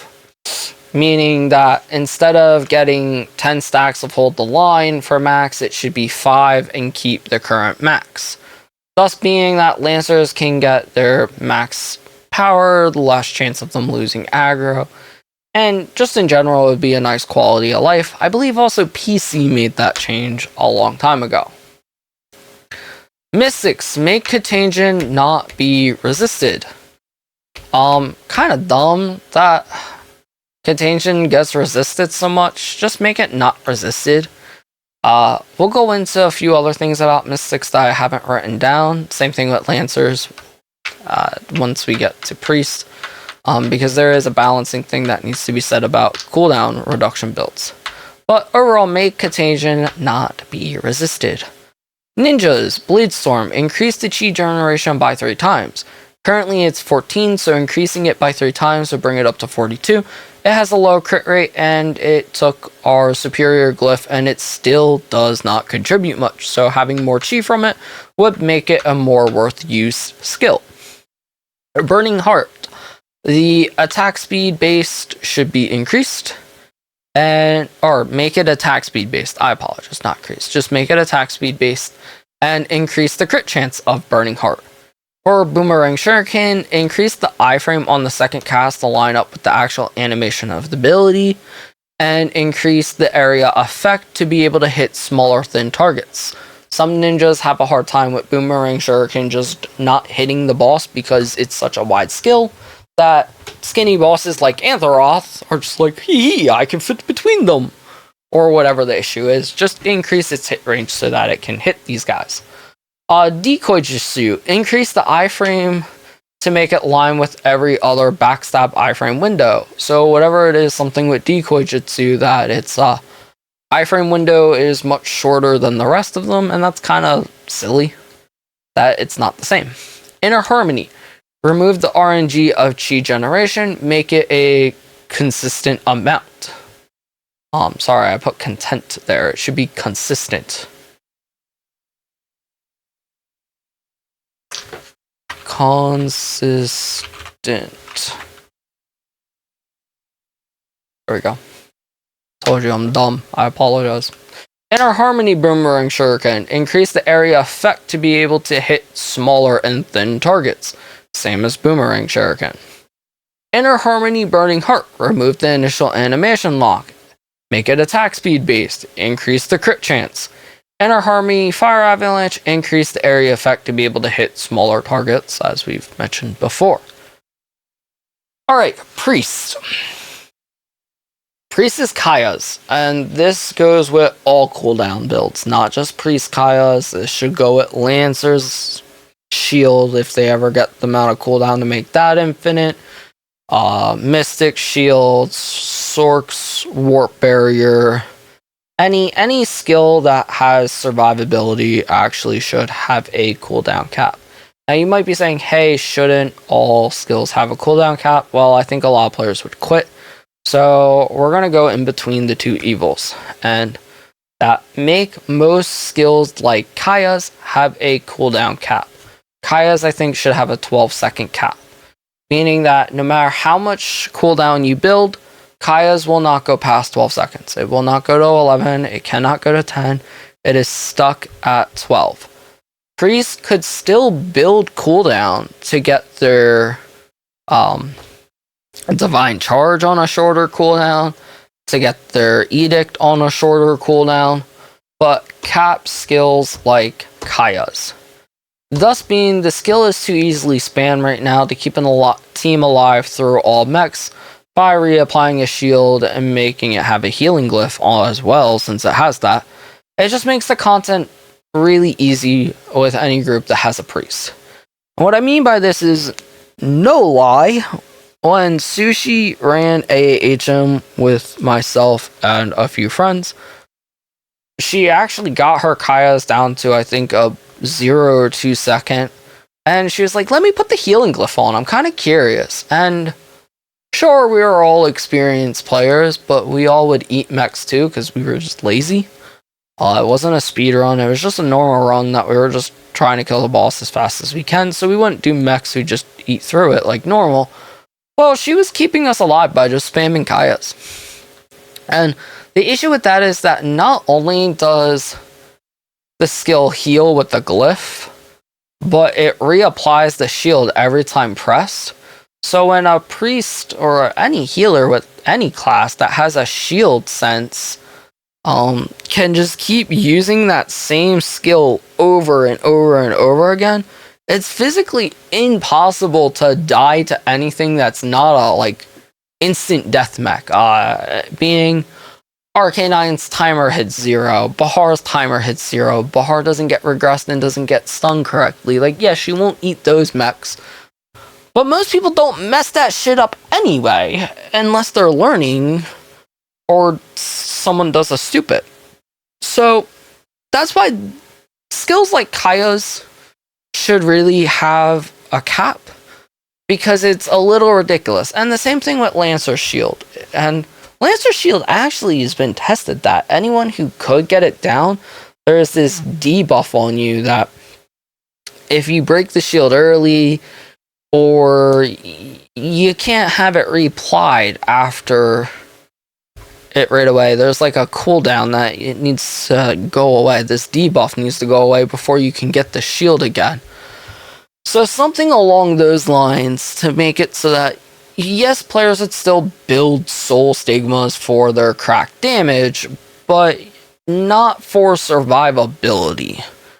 And that's where I think a cap on some of these skills, whether if you do it through glyphs, whether you do it through chest rolls, whether you do it through just straight up capping their cooldown, however the devs want to do it, make it so that these particular skills cannot be spammed.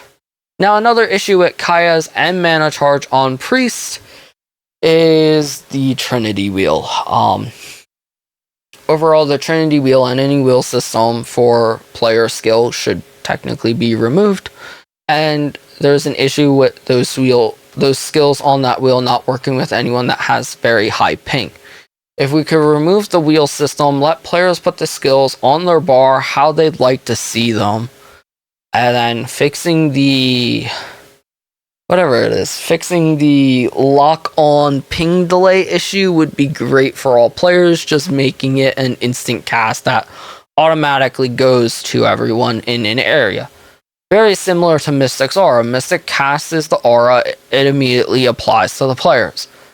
Priest casts the Shakan buff, it immediately applies to the players once they get affected by it.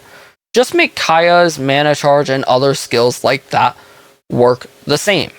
There's no reason to make them work like a lock-on, it's just silly. It messes with ping.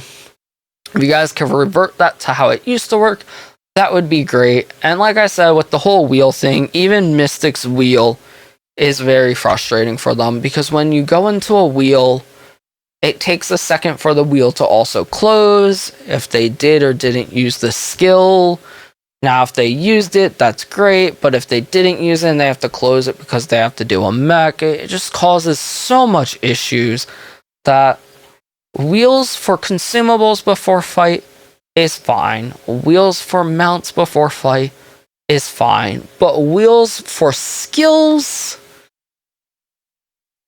I would love to see quality of life change of just getting rid of that, because it doesn't offer anything really, and players can just use their bar. And if they want to put it on a wheel, then they already have a skill wheel and an emote wheel that they can utilize at their hands. Just keep it to that shit.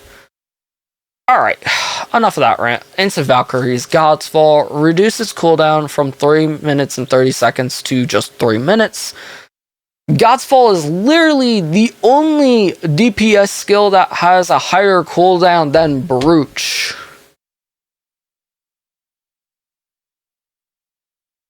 Change it. That's all. I mean, even Zerk's Unleash is 3 minutes. Even if they build enough cooldown, they don't get it unlimitedly. Valks are not going to be able to do the same. Just drop the 3 minute 30 seconds to 3 minutes. Have it match with Brooch so that between boss fights, it's equal. Small quality of change will not make the Valk any better or worse. It just makes everyone's life running with the Valk that wants to wait for timers less annoying. Warrior. Traverse cuts for D-stance only, I think, should apply 10 power when the has all 13 stacks, but no power should be provided at 12 or lower. This is something that I've seen the fan servers doing, is some form of traverse cuts buff, because war tanks don't really offer anything besides a tiny little bit of attack speed. Brawlers offer a crazy amount of endurance shred. Lancers offer a crazy amount of attack speed and power. I think giving people 10 power throughout the whole fight just balances out the war tanks to equal the other two tanks' buffs. And I really don't think it would be a crazy broken, especially if they have to have all 13 stacks to apply the buff. It just kind of balances us for the future if these tanks get something more. So that's all the PvE changes. Now let's go into the PvP changes. I don't know why that's centered. I apologize. PvP, Archer, nerf their overall damage and crowd control skills, or the class's movement. The class is too safe and hits too hard for how much crowd control it has. So either, bring its overall PvP damage down, or make the crowd control skills have a longer cooldown, or make it not be able to ski arrows so far in PvP because it can literally just run away and hit everyone from a distance. Brawler, nerf their overall damage output. The class can be tanky and keep its, crowd control, but it should not also hit as hard as a DPS or PvP. Again, these are all PvP changes. For Gunner, Arcane Barrage, to reduce its damage by 20%, PvP only. Ninja, Blade Storm, give it stagger back. Double Cut, give it stagger back. Priest, Kaya Shield, this only if it's not nerfed in PvE.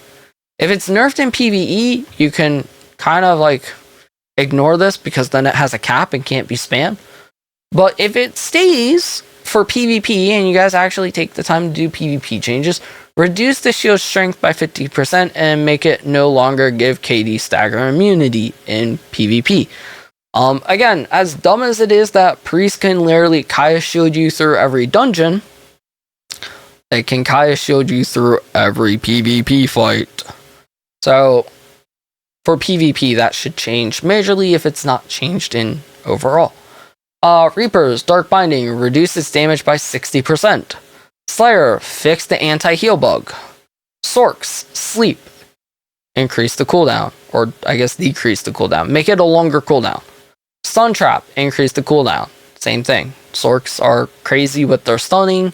It's a little silly that they can literally perma-lock someone with all the cooldown they have, and they're just annoying like Archer in that sense. Valkyrie, for Maelstrom, decrease the self-heal. Overslash, increase the cooldown. For Warrior, in D-Stance and D-Stance only, decrease the overall damage by 20%. This is very similar to Brawler. It's crazy that the class is super agile, super tanky, and hits like a DPS in D-Stance. It should not be able to just be able to block everything and then immediately destroy someone. Zerks, Cyclones, reset, don't do any CC on reset. So basically, don't let them, Cyclone lock people if it resets. So that's all the PvP changes. We have 2 more sections. Again, thank you for anyone who's made it this far. I hope the devs have made it this far, and I hope they are really considering making some of these changes. The next thing is guild changes. Guilds. Alright, let's take a minute to think about what a guild in Tera is. It's a grouping of people that should really get along and have a same goal in mind. Guilds are used throughout all sorts of games. Warframe has them. Neverwinter has them. And it's a grouping of people that enjoy hanging out. Yes. But they should also offer a reason to have a grouping of people. It's great having a format of, yes, you can talk to your friends, but nowadays, we have Discord. We have so many platforms to communicate that the main purpose of a guild being, you get to communicate with your friends, is just not really necessary, especially because it's so, restricted with crossplay and all this stuff that realistically there are so many Discord servers of people who set up runs and set up who they want to talk with their friends that guilds are just not. They need more than that. As well as you would say then, but guilds offer buffs. These guild buffs have not been changed since, again, the dawn of Tera. And they really do need to be reworked to be more purpose of what today's current game is.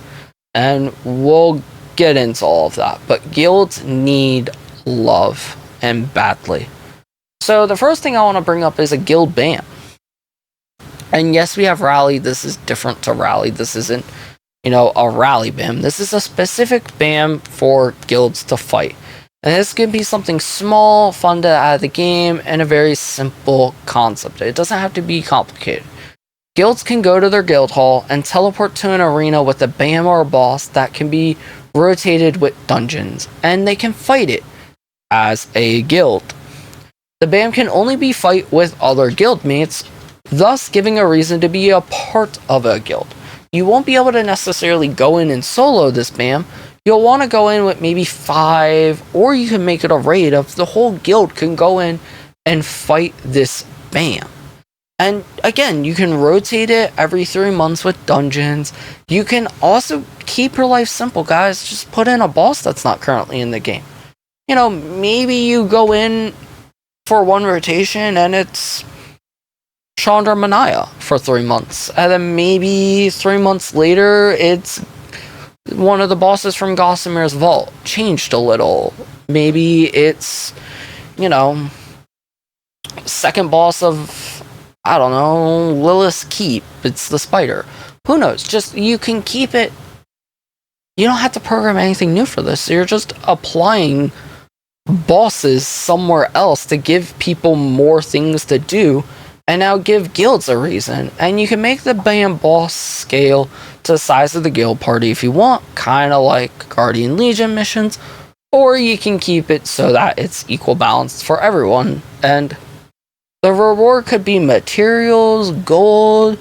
You can even make it a fun leaderboard system. And it's just an idea for guilds to... something else for guilds to exist besides being just there. Like I said, you can make it a leaderboard system too if you really wanted. And the guild with the best time, again, it'd be really complicated if you did like a raid format. You'd have to... leaderboards would require a set amount of people, but if you did leaderboard, you could say the best time guilds got, you know, maybe a ton of gold that the guild master can distribute, and it goes to guild funds.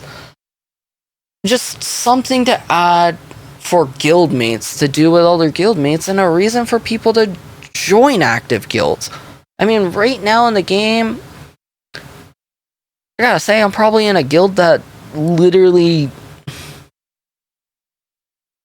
I'm like the only one that logs on constantly. I mean, yeah, sure, some of the people I hang out with in the guild log in once a month and they check out the game, but like, you know, I've had people say like, hey, you want to leave that guild for an active guild? And I'm like, no, why? What's there to do? There's no reason. You know, and they're like, oh, you could talk to us. And I'm like, I could talk to you over Xbox. I can talk to you in an Xbox party. I can talk to you in Discord. There's no reason.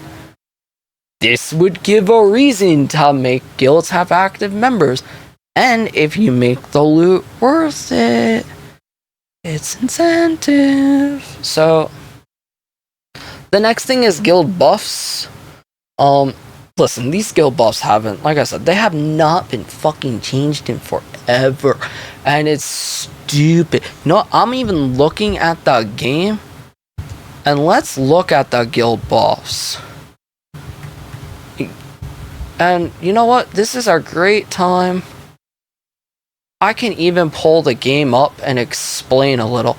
Right now in the guild buffs, these top ones are great, sure. You don't need to change them too much.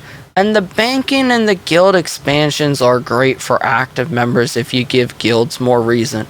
But the civil unrest skills, like these things, we don't have civil unrest. PvP is not necessarily really used. So why are these even in the game? Right? It's just not... it's not valid. There's no reason to grind guild points to put into these things that have no relevance, because civil unrest... excuse me, I just burped. Civil unrest just has no... it's not here. So remove this shit. Change it with something more useful. Or, you know what? Just remove it and add new. And one thing you could do with guild buffs is that it could be released as something more valuable. Ideas could be as simple as you run dungeons with guild members and you get extra loot, extra gold, increased crafting speed, increased gathering speed, increased fishing. Some type of buffs that will be useful for other version of Tera. Don't copy PC. Start adding more console content overall. And, you know, that's kind of thing. Like, you can do it. Make the guild bam part of it. Maybe this month the guild bam is Lackalith. And every week your guild has to go in and kill Lackalith.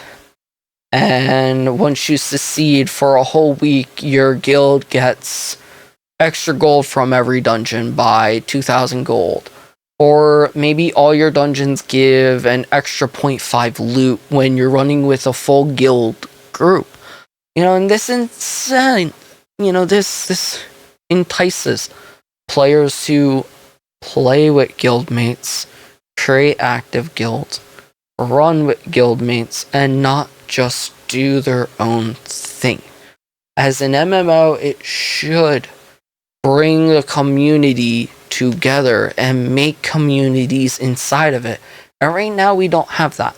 And even with, crafting speed, fishing, gathering, there's quite a few people that enjoy that would probably enjoy being in guilds if they got buffs. And this could be simply your guild gained a new level, so make crafting even faster, or make crafting crits better, or make fishing even faster. These are small things you can do to the game to give it a quality of life. Now, the next thing about guilds is guild leaderboard. As I mentioned with the guild BAM, it would be kind of cool if guild leaderboard existed in some format, whether if it's raid content, guild BAM, guild runs, some format that just gives more incentive for full guilds to run together, to place times, to get rewards. Again, more content in the game to keep the players' retention. Alright, the last thing is miscellaneous. This is just quality of life things that I think Tera console has been lacking on for a very long time, that it's time to change. And the first thing is the crafting system. This system's out of date, guys. Update it in some way. And what I mean by is bulk crafting is a great way to update the system, because I'm going to be honest, I'm tired of being like, man, I need to craft diamonds, or I need to craft plates, and I have to sit there and watch each single plate craft one at a time. It sucks. Make bulk crafting a thing, it would be fantastic. Again, thank you, Valkytech, for letting me steal things. This is something not only Valkytech, but a lot of fan servers do. This is where I say, devs, don't try to kill them. Don't try to get rid of the fan servers. Try to implement their ideas, because they are people that have great ideas. First off, bulk crafting would be fantastic. Golden Derricks is the example that instead of crafting one, you can craft, maybe a package of 3, a package of 30, a package of 300.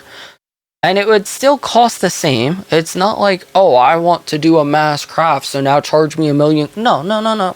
Make it multiplicative. In other words, if crafting 3 at a time, what we currently have, takes 15 production points, 5 talents, and 60 craft kits, and your yield is 3 or crit is 5, then for 30, it should be 450 times by 10. Or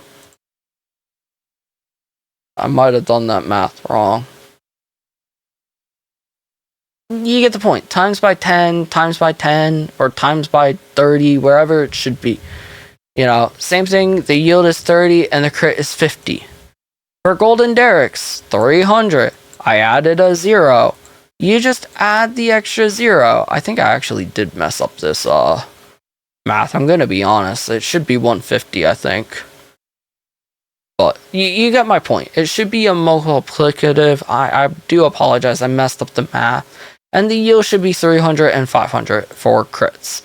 And that, instead of sitting there waiting, twiddling your thumbs for 300 to craft, you can just do it all at once. And it would just be a 1 bar, sheep, done. The math of the amount of crafting kits would still be the same. The talents would be the same. The production points would all be the same. Again, if I did do my math right and it's 4,500, then 4,270 for crafting is a really weird number. Just make it 4,500, round up to that even number, or make it 5,000. Make it some even number. It's kind of been bothering me for quite a while that it's not something even. And again, bulk crafting is something you can apply to your gems, your plates, your siglos, your derricks, your field stones, everything. This is just a very nice quality of life that I don't understand why we haven't done. Like, you could have been doing this for years and players would be more happy. And it's something that should happen with any patch. It's like, it doesn't have to be a big patch to have a lot of this small quality of life changes. The other thing is you guys added face etchings to crafting. That's a cool concept. Can we really soonly add more etchings to crafting? Can players craft T4 into T5 etchings? I know we've made a dismantleable of T4 to buy T4s, but also adding it in the crafting system would give a reason for people to craft etchings again. And right now, there's no reason to even have etching as a crafting option in the current state. So rework etching. One thing you can steal from another fan server is allow people to craft costumes. You know, there's so much you can add with crafting that would allow players to have a great time gathering, fishing, just do a crazy overhaul on the crafting system. The next thing is melt libs. This is something that I want to say Malway said before he quit years ago that he would love melt libs, and a lot of friends lately have said they would love to see melt liberations. Allow us to liberate, melts. We can liberate our gear. We can liberate our costumes. So why can't we liberate our melts? You would make money off of this. You can sell them in the store with the other liberation scrolls. And a lot of people would love to liberate their commies and put it on alts because their main, they don't want it anymore. Or maybe they don't like what commies are anymore and they could sell it for gold.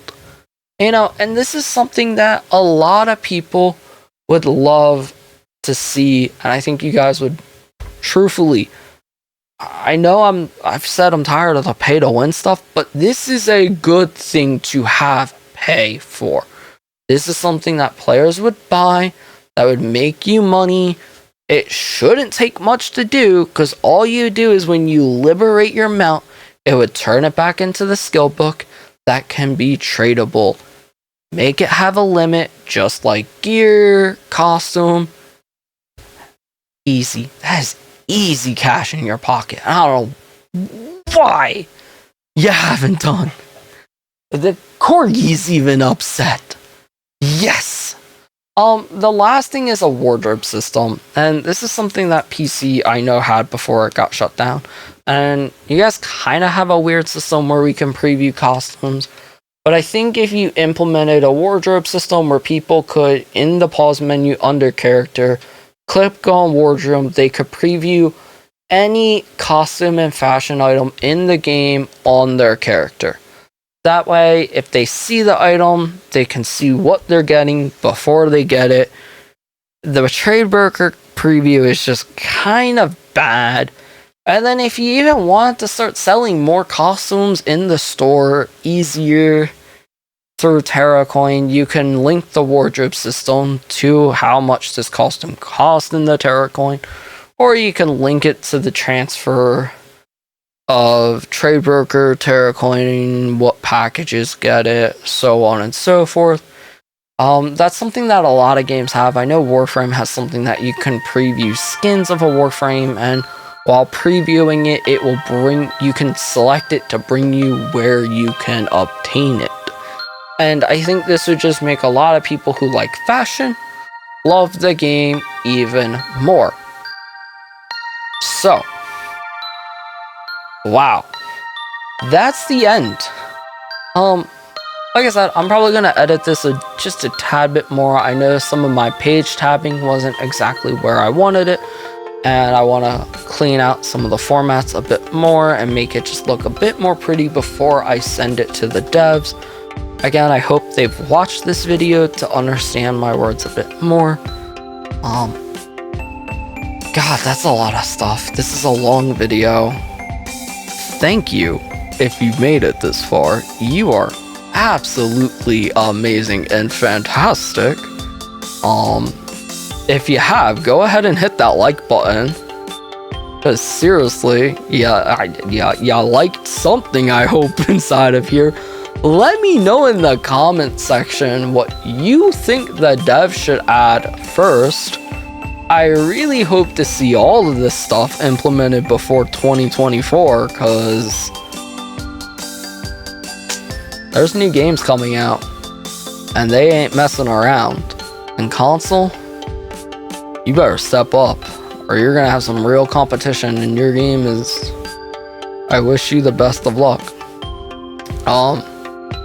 Again, if you take one thing from this list, I would be happy. If you could take most of this list, I think you would see a community that would blossom and a game that would be amazing. And I think everything here has set you up for success to the point that if you implement all of this within 4 months and you do it relatively well, fast, with quality, you can set yourself up for success over the next 6 months to a year by doing simple little things of like, okay, we have a four new gear sets that gives you maybe 3 to 6 months to release new gear, new content, new dungeon. And if you do all of this relatively decent and quick within those 4 months, I think you'll give yourself the wiggle room of being able to take the time to make console exclusive content that I hope you've already been working on, because if not,